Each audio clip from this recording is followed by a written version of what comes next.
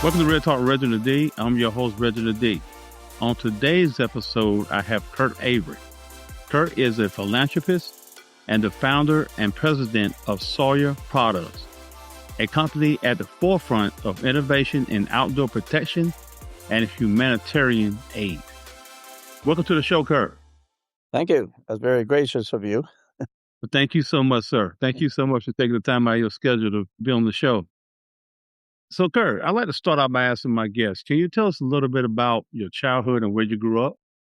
Yeah, I grew in upstate New York, kind of a country boy out in the boonies, small neighborhood out there. It was a working farm right up until I was born. You know, they got through the Depression and all that kind of stuff.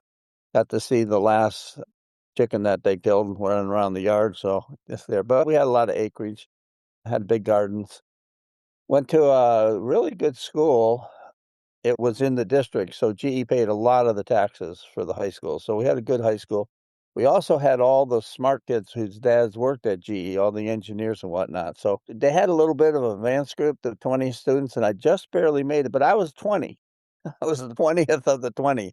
And so I felt like a dummy growing up because it's all these smart kids, these engineer kids. So then I went to a Christian college out in Western Michigan called Hope College and kind of blossomed there because I got rid of all those smart engineers and I could do my thing. So math oriented, got a degree in business. Then I was fortunate to get a scholarship to Northwestern University, Kellogg School of Management. So again, I did fairly well there and got a really good job, worked for GE in strategic planning and then moved into the consumer goods. So Northwestern was a marketing school. That was its forte, and I loved marketing, so we were like a duck in water there. I loved it. Got a good job, and then moved my way through the corporate world until one day I said, you know what? I'm ready to go on my own.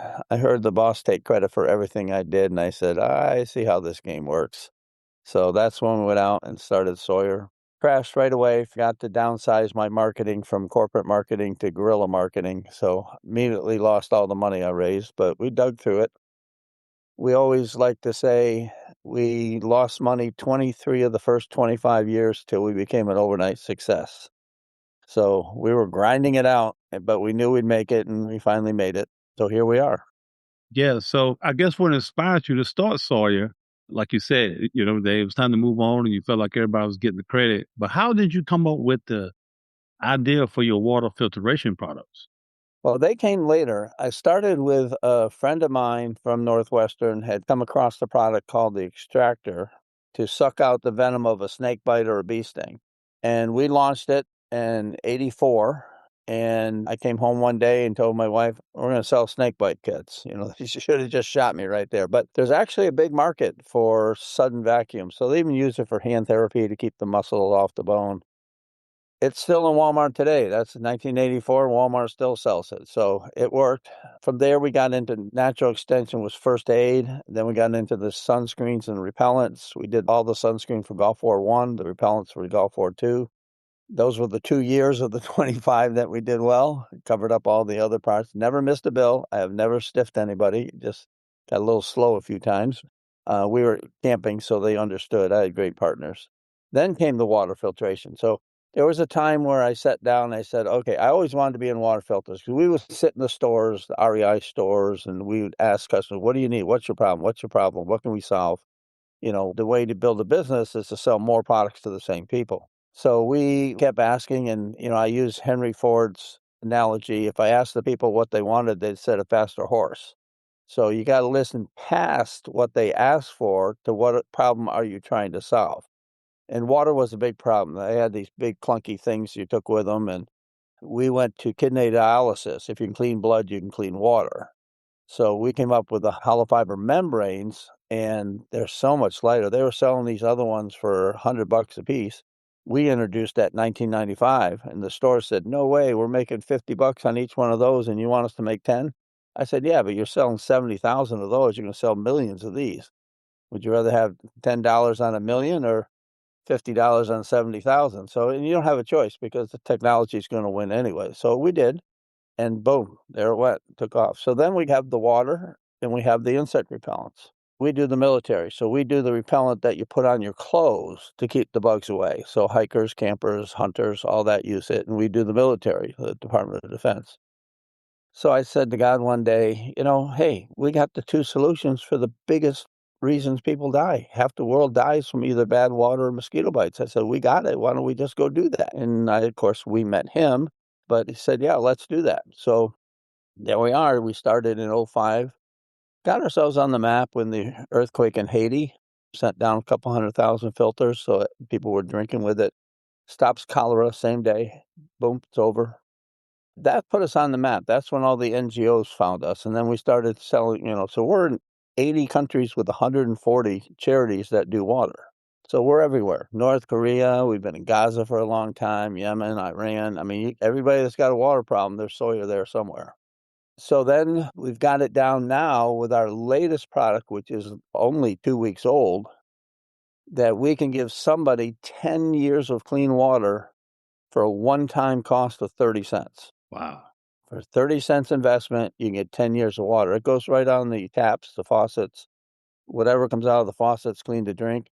We also have other systems. We don't care if the cows are pooping in the water. It doesn't make any difference. We'll make it drinkable. So we're kind of the only one that can do that. So we're doing that. I mean, that's a game changer. I mean, hundreds of thousands of babies every year live because they have clean water now. Most places would lose a third of their kids, but now they don't lose them because they don't get diarrhea and dehydrate and die, the little ones. But now with clean water, they don't have that problem. We save them money, 10 to 20% of their annual income. We save the women 3 hours a day that they don't have to prime water. Boil it. We save huge energies. At least half of their energy bill goes away because you don't have to boil the water. You just drink it. They have time. They have health. Huge, huge transitional product. So we got that, and we're doing that. And right now we're moving into doing whole countries. We've literally done the little ones. Now we're moving into more major countries. And then lo and behold, our insect repellent fabric treatment got a boost. A professor at UNC, Chapel Hill, did a study using our thing, putting, how the moms carry their baby in a wrap on their back? If you treat that with our permethrin, which no different than what we do for the military uniforms, we reduce malaria in the kids by 2/3, 67%. And I'm pretty sure when we modify how we do it, we'll get that up to 90%. So about 6% of the babies that get malaria will die. And it's like 600,000 babies a year die of malaria. Even if you don't die, the other 95% affects their brains.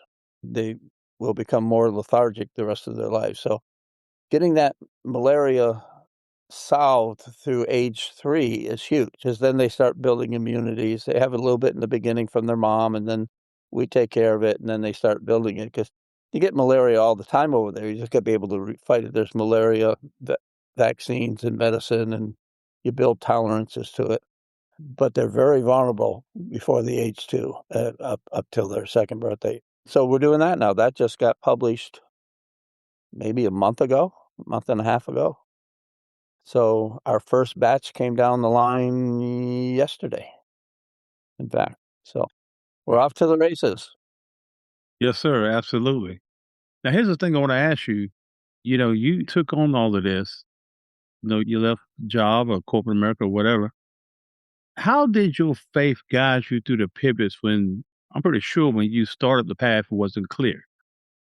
Oh, yeah. And there were some very tough times. I went out and, we didn't have any money. I mean, our first day we moved to Florida, our first year in Florida is not even a good day for us shipping now. So, we lived on air. I did take some outside consulting jobs to keep food on the table. And then we had 4 kids. So I have a very good wife. That's one of the keys of this thing. We learned to live on air for a while, and then, a little bit less and a little bit less. So, yes, you have to have faith. I have a very big God. I always say, how big is your God? You're talking to the God of the universe, the God of creation. I mean, the microscience, macro science, you name it. All the way the earth revolves around the sun and the angles and all this stuff. So if he's that big, why do I have to be small? So I'll just let him do his thing through us. Don't give me credit because I'm not that smart. I just stuck to it. That's all. Or are you a person that puts God in a little box? If you put him in a box, you won't ever get to do the big things. You'll do little things, and they're important. He needs people doing that. I don't do details, but my God's so big, I'd say, why not? I mean, my wife would me, quit saying why not? Why not? Let's do it. So, I mean, the example, when Gulf 401 broke, we were making 2,000 bottles of sunscreen a year going by hand. The contract was you have 3 weeks to get to 200,000 a week. And we did it. We just did it. I picked up the phone. They said, can you do it? Oh, yeah, why not? We'll do it. Just crazy stuff. But that's happened more than a few times. So why not? There's no debt or prison. What are they going to do to you? So I have what I call the rocking chair theory. Someday you'll sit on your front porch with a little cat on your lap and lemonade nearby, and you're going to say, I wish I had this. I wish I did that. And I said, don't do that. Put yourself in that chair now and say, what will you wish you had done? And do it. No excuses. Do it. Why not? Yeah, you can't sit around, and I talked about that the other day. Everybody's sitting around worried about the past and start talking about and thinking about could have and should have. Yeah. But, you got to move forward from that. I mean, you got to take No the chance. excuses. Well, it's easier to move forward with that stuff if you have a big God. Now, we did talk about, we did put the book, Sawyer Thing. And the purpose of that book is so you don't go off on a crazy idea. You make sure your idea is good. And there's 25 ways to look at your potential idea, your business opportunities.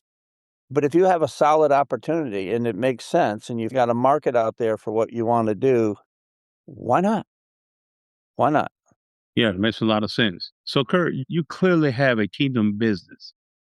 Most companies fight to increase profit margins, but you donate over 90% of profits annually, which is amazing. Can you explain the impact of donating 90% of your profits and how it benefits the communities you support? Yeah, well, first of all, it's actually more than 90, but nobody would understand it, so we just say 90. We're unusual. We have a very profitable retail business domestically, but I try not to make profits. I mean, I'm fine, I get a new truck every 4 years. This shirt's probably 10 years old. It's hanging in there. I get shoes every 5 years or so. There's no U-Hauls in heaven, so what do I need it for, right? We're living just fine, and a nice house and all that stuff. So what do you need it for? And I don't criticize people who do get things. I mean, if your yacht is your thing, go get the yacht, but it's not me. I'm a country boy. I don't need it.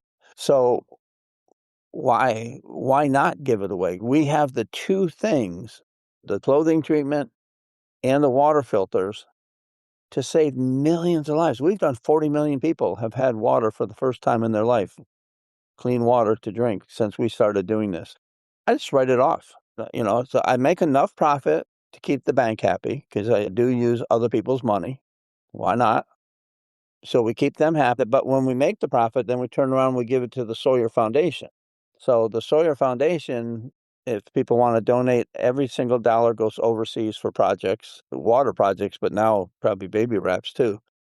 And every time you buy our products, all those profits go overseas. So the way it's set up is when I exit the market, that's our term for losing it mentally or physically, when I'm ready to exit the market, and I did set up in my will that I have to be mentally tested every couple of years to make sure I don't screw this thing up. The foundation will own Sawyer Products. I get offers that want to buy Sawyer at least once a week or more. But why? They would just go for the profits. I would rather change the world because I think that's what God wants us to do. There's a lot of gospel sharing in what we do here because Christians do most of the heavy lifting overseas and the charity work anyways. So that's a good fit.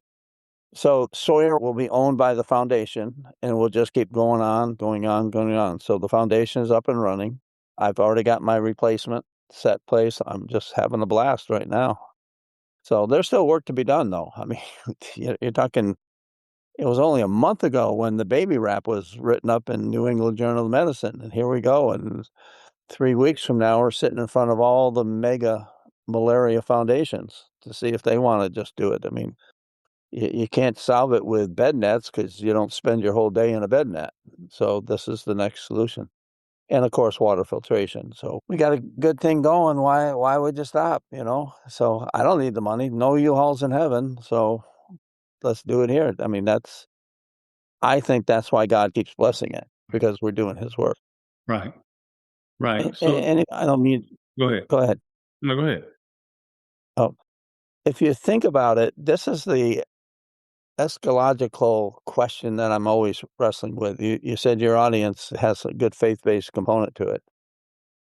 For 10,000 years, and I'm a new earth type person, old universe, young earth, young creation. The earth's been here for billions of years, but not with life on it. But that's another subject. You can go to Science Dilemma series and on YouTube, and they'll explain that to you. But for the 10,000 years we've been here, He let bacteria kill people. And now He's willing to take it off the table. Why? Why is God ready to change the whole way man relates to Him when we take bad water off the table? I have no idea. So I've learned, I give Him a lot of suggestions, but I've learned to sit back and say, okay, you drive the train. So it's actually picking up speed and moving pretty fast now. Man, that's good, man. And I like the way you broke it down. It's like, hey, when it's all said and done, we're gonna lead us to the foundations. Basically, it's your legacy that's gonna keep going and keep. You can sell it all. I mean, and be gone. Oh, I could sell this for a bundle of money because we Right. do make good money. But why? Right. Why? Because anybody who bought it would just go for the profits. So forget them. They make their money somewhere else. Invest in something else. This is a very unique opportunity to change the world. It's big. I mean, clean water is right up there with, penicillin and vaccines. I mean, we can save as many lives as the best vaccine you ever saw. So, I mean, we're right at that level. Yeah, absolutely. Absolutely. So let's talk about profit. Now, starting out, I know you went up against major corporations in the outdoor and water filtration space.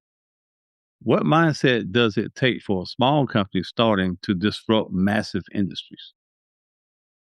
There's a chapter in the book, and you can find it go online and look up what's called bell curves. So the market is a bell curve. It's all over the place. You have little bitty Fiats and you have Mercedes Benz and, whatever the market. And then you got all the stuff in the middle. So somewhere on that curve, there's a market for you. So we really built this company on what's called early innovators, early educators. People that have time to do the homework, want to do the homework, looking for the next technology. And they found us, we found them. They're the REI customers, not the Walmart customers. So we found them. Other people are just so busy, they're just, that's why they buy the other repellents because, they kind of work, but, you can't use them all week, really. You shouldn't. So, military uses our clothing and our topicals because they're very gentle, but they work. So you find that niche. And when you're in that niche, the off-cut or repel, they can't touch us. Not in our niche. I can't touch them where they are. They can't touch us where we are. Different market, different customers. And the beauty of the innovators and the educators, they can't help themselves. They just have to tell their friends, who tell two friends who tell two friends. So that's how we built it, with that little slice of the market. Now we're moving broadly. And really where we took off was the influencers. We've always had the best products. One thing I did learn at Northwestern was no me too. Every type of product you have should move the technology ball down the road. You should always have nothing but the best product on the market. And every product that goes out our door is the single best product for its application in existence. So influencers are stuck. They have to talk about us because we're the best. So really, if you watch our sales, it just took off when the influencers started taking over the internet and doing the marketing for us. That's when we took off. And we have a great relationship with them, and we keep bringing out new stuff. I brought out some really good products last year, got a new one coming. They're going to do the marketing for us. Man, it's working all the way around for you. Yeah, and them. The world changes. I mean, you know how much the world has changed? I'm big on channels of distribution. How do you get from you to the consumer? The methods have changed. I mean, Amazon changed all the rules.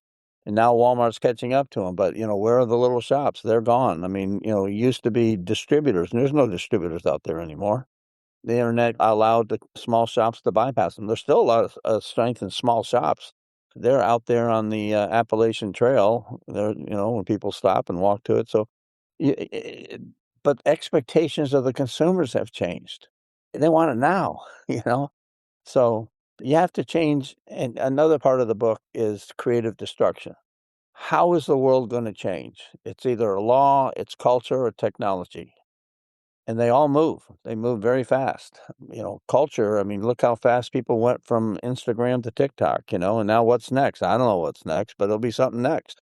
So or technology, I mean, the internet, the cell phone, look at how it's going. I mean, Amazon in 2 years went from 70% of their sales being on a computer to 70% being in a mobile device, either a tablet or a phone.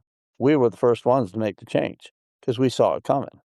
So what's going to happen? So you should be looking 3 to 5 years down the road. What is going to change? Everything destroys something, and everything that changes creates something. And there's opportunities on both sides. You can make money on the destruction side, you can make money on the creative side, but you better know where the world's going to be 3, 5 years from now and get there before anybody else.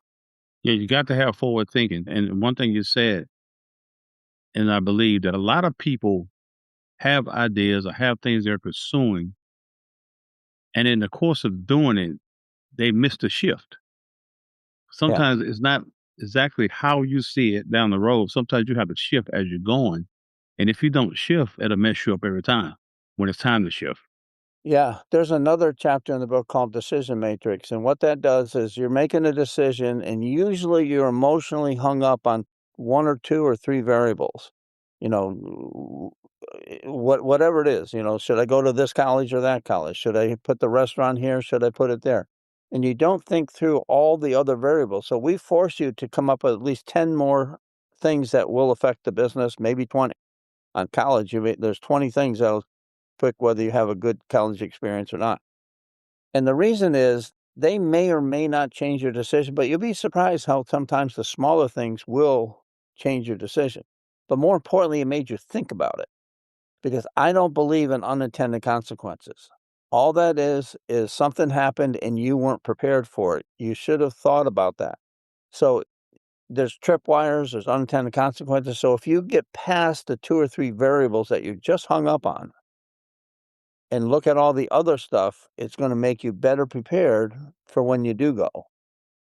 So I'm also a big proponent of put the phone down, turn it off, and just sit there an hour or 2 a day and just think. Just think. Challenge yourself with what's going to happen, what changes are going to be made. The problem is people don't think now. And for heaven's sake, don't just Google it. There's always more than one reason, and Google's going to give you one and one only. There's a lot of other reasons for everything. Right. So, Kurt, what do you see Sawyer's in the next 5 to 10 years? Oh, we're going to be anywhere from 2 to 5 times bigger than we are now. Still not going to make any profit. We're going to find a way to give it away. Water filtration, we've done 40 million people. You know how many more need it? We can only do what we can do, but now we've gone out and we've asked other people to join us, and we're getting there. I mean, we are literally up at the highest levels in the U.S. government saying, here's how we can help you with foreign policy. What if we went to Guatemala and within 2 years, nobody's sick and the GDP raises by 10%? That little filter can do that. That's all it is. That's how big it is. It can do that. That little thing can do it, and it never wears out. You just keep using it for year after year after year, day after day after day. And malaria. I mean, what if we took malaria out of play? You got dengue fever going crazy in Southeast Asia right now, and you got malaria in Africa, and you got chikungunya over there in Asia and other areas. What if we could take that out of play? We can. So all those things are like right here. They're just right here, and they're going to blow. So how they're going to blow, I don't know. When they're going to. I got our theme song from Paint Your Wagon, if you remember that old movie. So, and then Subaru, I think, used it in a commercial. It goes, "Where we're going, I don't know. When we get there, I'm not certain. All I know is we are on our way." That's it. Yeah. Sawyer's on its way. So I got great people. I have no fear of how Sawyer's going to go down in the future. I have the best of the best. So it's going to be interesting. It'll be some fun stuff. Yeah, absolutely. So let's talk about this. What advice would you give to other entrepreneurs looking to combine business success with social impact like you do? First of all, why not? Okay. So as a Christian, we were charged with going to Jerusalem, Samaria, Judea, and the othermost parts of the world. So I think we do that. We do local charities. We do within the country. We do it within the hemisphere. We do it in the remote parts of the world. So we work in all four areas, and we do more. We do things like we take veterans out in the woods because we're outdoor company. So get them through their PSD TD and go out, and we're on the veteran part of the thing. We do schools teaching kids how to be future leaders in the outdoor world. So we're multitasking. The point is, you can do it. Now, the book helps you make your business more profitable, really. But if it's more profitable, what are you going to do with the profits? Do you need it? How much money do you need? I'm not at all saying don't take care of your kids and don't take care of yourself. So you don't want you to be, having to work at Walmart and be homeless when you're 80 years old. But you can take care of that stuff. We're a big country. We'll take care of you.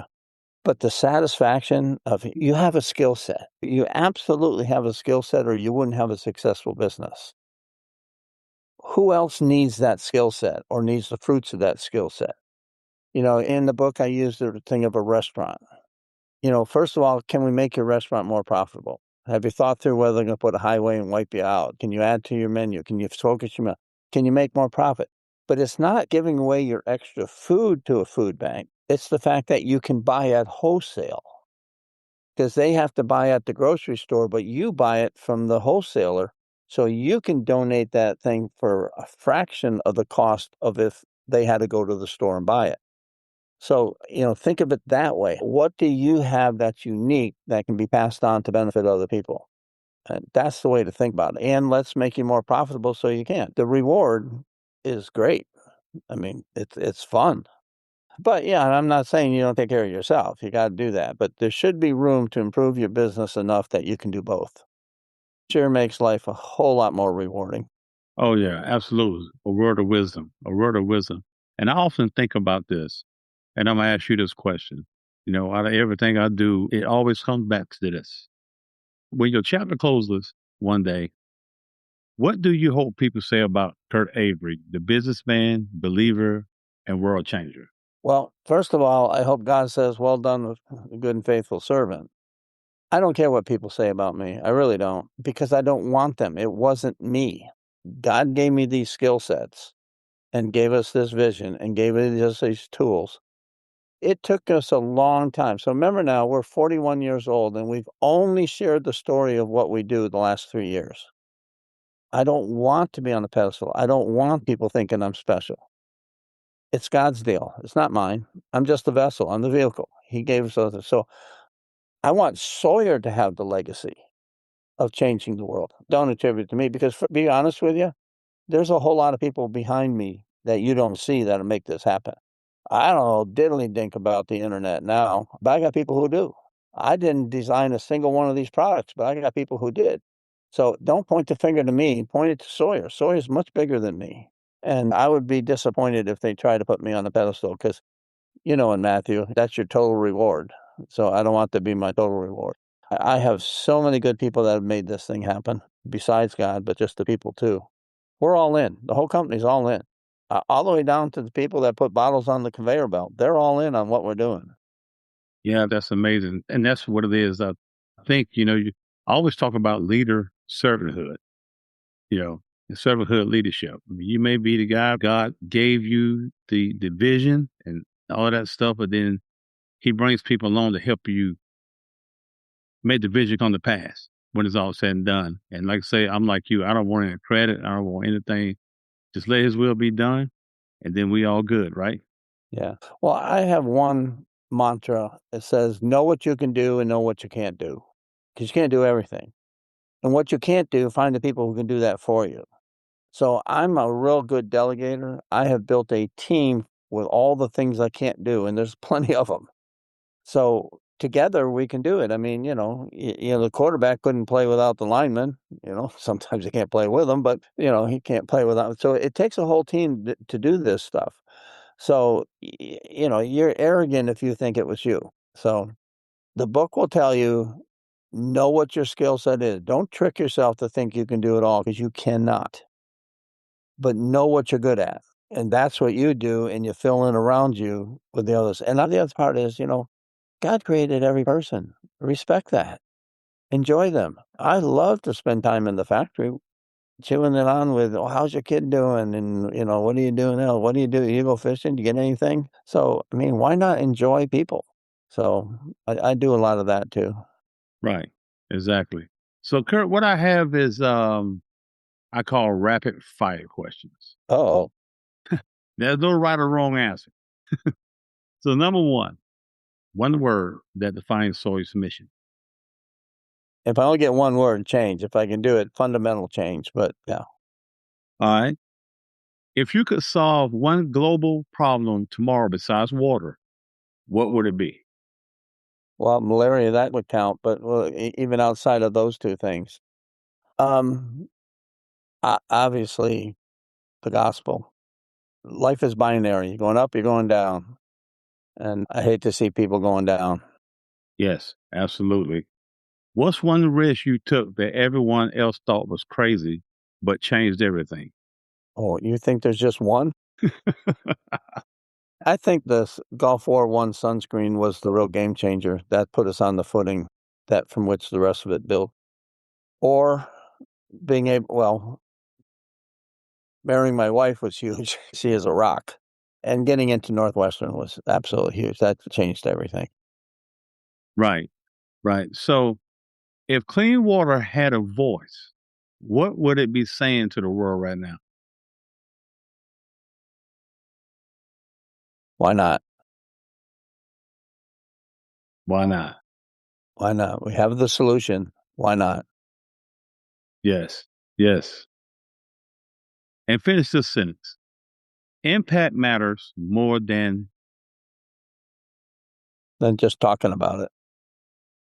yeah, I was actually talking to somebody about that the other day. You hit it right on the head. I was like, man, you know, you can't That's make the an difference impact between by just talking about it. You have to make a decision to go forward with it. it's the difference between the politicians and the doers. Right. So lastly, Kurt, how can people follow you on social media or purchase your products? Well, anywhere camping is sold, we're there for sure. Obviously, we're really big on Amazon, but we're in Walmart, we're in all the camping stores, Academy, Dick's, whatever, REI, that kind of stuff.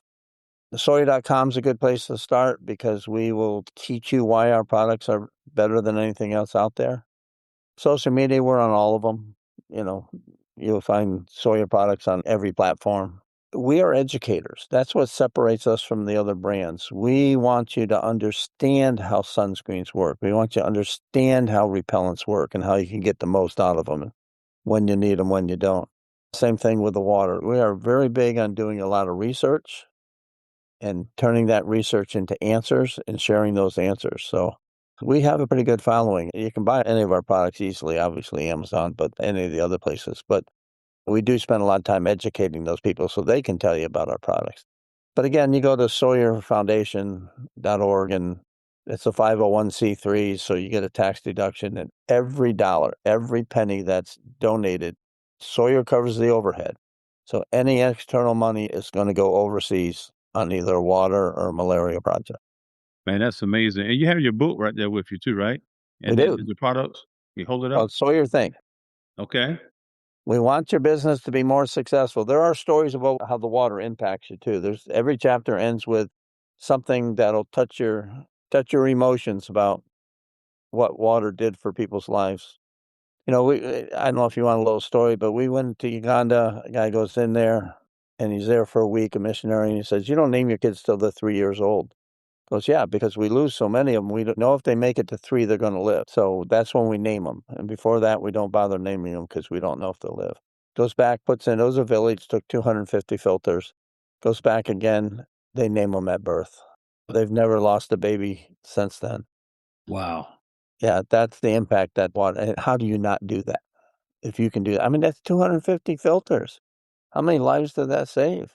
Right. So now we do millions of filters a year. How many lives are we saving and improving? I mean, you got to do it. Yeah, you have to. You have to.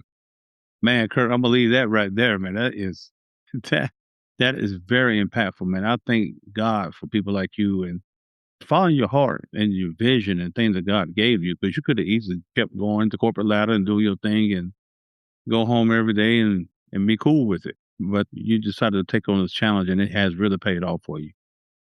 Yeah, for 25 years, I wasn't sure I was going to say that, but we knew we'd make it. We had the right stuff. It just had to grind it out. But yeah, God bless my wife. Those were some tough years. 4 kids, no money. Yeah. We made it, and here we are living the life. It's cool. And that's what God does. Once you jump into the situation and you be obedient, then He's going to test you through it, because He got to Yeah. get the story, the glory out of it when it's all said and done. Yeah, and that's why I don't want people attributing Sawyer legacy to me. There is that little thing called the 10 Commandments. I'm a jealous God, have no other God before me. So do not make yourself on that pedestal. I live in Florida. We have lightning here. Knock me off that pedestal faster than I get on it. Absolutely. So, Kurt, thank you so much for taking the time out, man, and coming and talking with us and talking with me. And I'm sure the audience is going to love it. Your story is amazing. Keep doing what you're doing, and anything I can do for you, man, just let me know. No, we appreciate you giving us a voice. Absolutely. Kurt Avery, everybody. Thanks for listening to Real Talk with Reginald D. If you enjoy listening to Real Talk with Reginald D, please rate and review on Apple Podcasts. See you next time.